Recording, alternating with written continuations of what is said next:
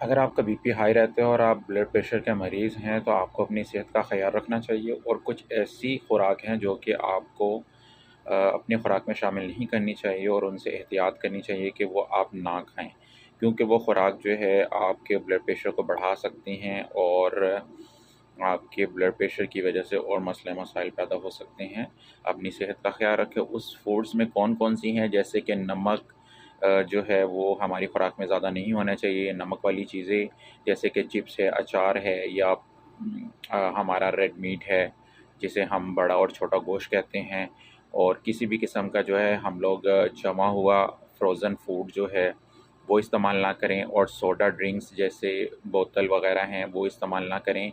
और इसी तरह का से जो हमारे हैं फ़ास्ट फूड बाज़ार के स्पाइसी ऑयली खाने जो हैं, बर्गर, शवारमे, इस तरह के खाने हम ना खाएँ।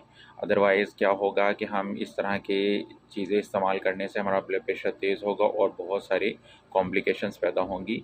और बहुत सारी इस तरह की अच्छी वीडियोज़ के लिए फ़ॉलो करें। Thank you.